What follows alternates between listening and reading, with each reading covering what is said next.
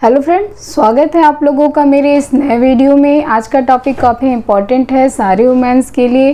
Friends, आजकल women काफ़ी तरक्की कर रही हैं, हर फील्ड में काफ़ी प्रोग्रेस कर रही हैं, लेकिन अभी भी बहुत सारी औरतें हैं जिन्हें अपनी बॉडी के बारे में, अपने सेक्सुअल और रिप्रोडक्टिव हेल्थ के बारे में किसी से पूछने में शर्म आती है।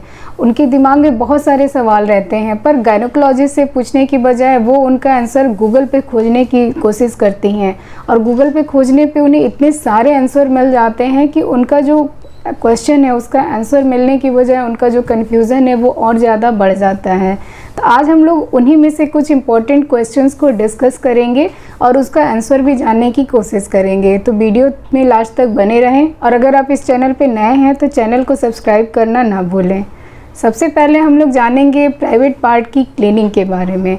प्राइवेट पार्ट की क्लीनिंग कैसे की जाती है और वहाँ का हाइजीन कैसे मेंटेन किया जा सकता है, क्योंकि सिर्फ प्राइवेट पार्ट की क्लीनिंग करके और वहाँ के हाइजीन को मेंटेन करके बहुत सारे इन्फेक्शन से हम लोग बच सकते हैं। तो सबसे पहली जो चीज़ आपको याद रखनी है कि पब्लिक टॉयलेट यूज करते समय क्या सावधानी लेना है। तो जब भी आप पब्लिक टॉयलेट यूज कर रहे हैं, यूज करने से पहले और यूज करने के बाद टॉयलेट को फ्लश ज़रूर से करें, और दिन में 2 बार कम से कम अपने प्राइवेट पार्ट्स की क्लीनिंग वाटर से या फिर सॉप वाटर से ज़रूर करें। लेकिन क्लीनिंग करते समय आपको ये ध्यान रखना है कि आपको अंदर की तरफ नहीं, सिर्फ बाहर क्लीनिंग करनी है, क्योंकि वेजाइना के अंदर बहुत सारे अच्छे भी बैक्टीरिया होते हैं जो वहाँ के पीएच को मेंटेन करके रखते हैं और आपको इन्फेक्शन से बचाते हैं। तो अगर आप अंदर सफाई करेंगे तो ये जो अच्छे वाले बैक्टीरिया हैं ये भी फ्लश आउट हो जाएंगे और आपकी जो इन्फेक्शन का चांस है वो बढ़ जाएगा। आजकल मार्केट में बहुत सारे वेजाइनल वॉश भी मिलते हैं जो आपके वेजाइना के पीएच को मेंटेन करने में काफ़ी हेल्प करते हैं, तो आप चाहें तो उसका भी यूज कर सकते हैं। क्लीनिंग करते समय आपको एक बात का और ध्यान रखना है कि आपको फ्रंट से बैक की तरफ क्लीनिंग करनी है, बैक से फ्रंट की तरफ नहीं करनी है, क्योंकि अगर आप बैक से फ्रंट की तरफ क्लीनिंग करेंगे तो आपके एनल पैसेज का जो भी ऑर्गेनिज्म होगा वो वेजाइना में आके इन्फेक्शन कॉज करेगा। पीरियड्स के दौरान आपको ध्यान रखना है कि 4 से 5 घंटे में पैड को रेगुलरली चेंज कर लेना है, चाहे आपको ब्लीडिंग हो रही हो या ना हो रही हो। और चेंज करने के बाद जो आपके प्राइवेट पार्ट्स हैं उसकी क्लीनिंग अच्छे से कर लेनी है। जेनाइटल एरिया को ड्राई रखना है, टाइट क्लॉथ्स नहीं पहनना है, कॉटन के अंडरगारमेंट्स यूज करना है, सिंथेटिक अंडरगारमेंट्स यूज़ नहीं करना है, क्योंकि अगर आप सिंथेटिक अंडरगारमेंट्स यूज करेंगे तो उसमें एयर पास नहीं होता है और आपके इन्फेक्शन का जो चांस है वो बढ़ जाता है। पीरियड्स के दौरान आपको रेगुलर बाथ लेना है। कई जगह ऐसा माना जाता है कि अगर पीरियड्स आए हुए हैं तो आपको नहाना नहीं है, तो आपको ऐसा बिल्कुल भी नहीं करना है, क्योंकि पीरियड्स के दौरान जो इन्फेक्शन का रिस्क होता है वो सबसे ज़्यादा होता है और उस समय साफ़ सफाई का सबसे ज़्यादा ध्यान रखना है आपको।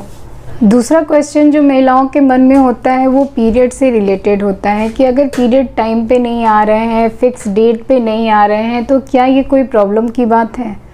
तो ज़रूरी नहीं है कि आपके जो पीरियड्स हैं वो फिक्स 28 से 30 दिन पे ही आए। नॉर्मली जो पीरियड्स हैं वो 21 से 35 दिन के होते हैं, किसी के 21 दिन पे भी आ जाते हैं, किसी के 35 दिन पे भी आते हैं, और ये जो पीरियड है ये 2 दिन से 7 दिन तक रहते हैं। लेकिन अगर आपके पीरियड 22 दिन से पहले आ जा रहे हैं या फिर 1.5 महीने से ज़्यादा जा रहे हैं, या फिर आपको पीरियड्स के टाइम में बहुत ज़्यादा पेन हो रहा है, इतना पेन हो रहा है कि आप अपना रूटीन का काम भी नहीं कर पा रही हैं, या फिर इंटरमेंस्ट्रुअल ब्लीडिंग हो रही है, यानी पीरियड्स के बीच बीच में आपको ब्लीडिंग हो रही है, तब आपको गायनोकोलॉजिस्ट से मिलने की ज़रूरत है। ये हार्मोनल या फिर यूट्रस या ओवरी की कोई प्रॉब्लम हो सकती है। पीरियड की डेट को ट्रैक करना है। बहुत सारी महिलाएं ऐसे भी हैं जिनको अपने पीरियड्स की डेट भी याद नहीं रहते हैं, तो अपने पीरियड्स की डेट को रेगुलरली ट्रैक करें। अगर आप सेक्सुअली एक्टिव हैं और आपके पीरियड में सो रहे हैं तो एक बार प्रेगनेंसी रूल आउट कर लें। अगर प्रेगनेंसी नहीं है तो ये फिर हार्मोन की प्रॉब्लम, थायराइड या फिर पॉलीसिस्टिक ओवरीज डिजीज हो सकती है। तो आपको अवेयर रहना है, क्योंकि प्रॉब्लम जितनी जल्दी पता चलेगी उसका सोल्यूशन उतना ही आसान होगा। नेक्स्ट जो क्वेश्चन महिलाओं के मन में होता है ये होता है कि पैप स्मीयर टेस्ट क्या होता है और इसको कब कराया जाता है। तो पैप स्मीयर टेस्ट जो है ये सर्वाइकल कैंसर की स्क्रीनिंग के लिए कराया जाता है। यह बहुत ही सिंपल सा टेस्ट होता है। इसको कराने में किसी तरह का कोई दर्द नहीं होता है। एक ब्रश लाइक स्ट्रक्चर होता है जिससे आपके वेजाइना में आपके सर्विक्स का स्विमर लिया जाता है और उसको लैब में जांच के लिए भेज दिया जाता है। इसको सेक्सुअली एक्टिव महिलाओं में 65 साल की उम्र तक 3 से 5 साल पे ज़रूरत पड़ने पे रिपीट कराया जाता है।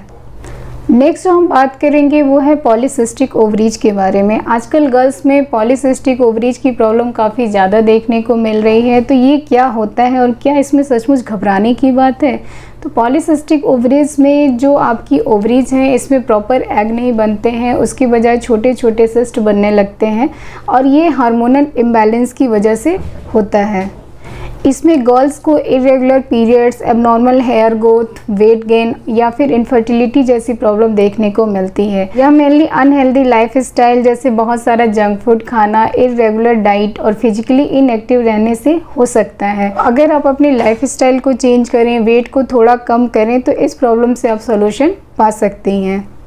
नेक्स्ट जिस चीज़ हम लोग डिस्कस करेंगे वो ये है कि प्रेगनेंसी के लिए राइट एज क्या होती है। तो मेरे हिसाब से प्रेगनेंसी की जो राइट एज है वो 24 to 30 ईयर की होती है, क्योंकि इस समय जो एग की क्वालिटी होती है वो अच्छी होती है, कंसीव करने में किसी तरह की कोई प्रॉब्लम नहीं आती है और महिला जो है मेंटली प्रिपेयर होती है खुद का और अपने बेबी का ख्याल रखने के लिए।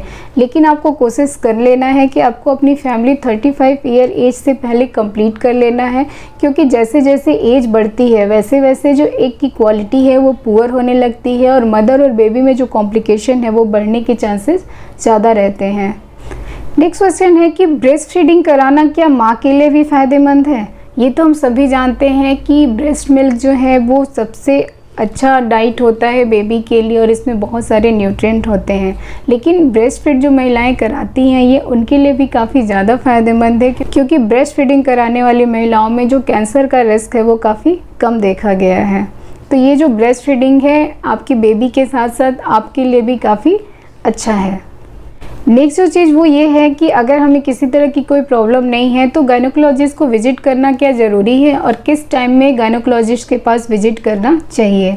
तो जब भी आपके पीरियड्स स्टार्ट होते हैं, यानी कि जब आपको मेनार्की होती है, तो उस समय जो हार्मोनल बैलेंस है वो काफ़ी डिस्टर्ब रहता है, जिसकी वजह से आपको पीरियड रिलेटेड प्रॉब्लम्स हो सकते हैं। तो ऐसे समय में एक बार आपको गायनोकोलॉजिस्ट से मिल लेना चाहिए। अगर आप सेक्सुअली एक्टिव हैं या फिर न्यूली मैरिड हैं तो साल में कम से कम एक बार आपको डॉक्टर से मिल लेना चाहिए कि कहीं किसी तरह की कोई प्रॉब्लम तो नहीं है। और अगर आप प्रेगनेंसी प्लान नहीं कर रहे हैं तो प्रेगनेंसी हो जाए और आपको टर्मिनेशन कराना पड़े, इससे अच्छा है कि आप डॉक्टर से मिलकर प्रॉपर कंट्रासेप्टिव का यूज करें। आपको अपना सेल्फ ब्रेस्ट एग्जामिनेशन महीने में कम से कम एक बार कर लेना चाहिए। कहीं उसमें किसी तरह का कोई लंप या पेन तो फील नहीं हो रहा है। अगर आपको ब्रेस्ट में किसी तरह का लंप फील हो रहा है, दर्द हो रहा है या फिर निप्पल से कोई डिस्चार्ज आ रहा है या फिर निप्पल के कलर या शेप में किसी तरह की कोई चेंजेस आ रहे हैं, तो ऐसे कंडीशन में आपको अपने डॉक्टर से मिल लेना है। वाइट डिस्चार्ज को लेकर लड़कियां काफ़ी कंफ्यूज रहती हैं कि वेजाइनल एरिया कभी ड्राई नहीं रहता है, हमेशा वो गीला रहता है। तो क्या ये नॉर्मल है? कहीं किसी तरह की कोई परेशानी की बात तो नहीं है? तो थोड़ा बहुत जो वेजाइनल डिस्चार्ज है वो एकदम नॉर्मल है, सबको होता है। लेकिन अगर आपको डिस्चार्ज ज़्यादा हो रहा है, इतना ज़्यादा हो रहा है कि आपके अंडरगारमेंट्स गीले हो जा रहे हैं, वेजाइनल एरिया में खुजली हो रही है या फिर वहाँ से कोई स्मेल आ रहा है या फिर किसी और तरह की रेडनेस दिख रही है, तब आपको डॉक्टर को दिखाना है। यह आपके इन्फेक्शन का इंडिकेशन हो सकता है।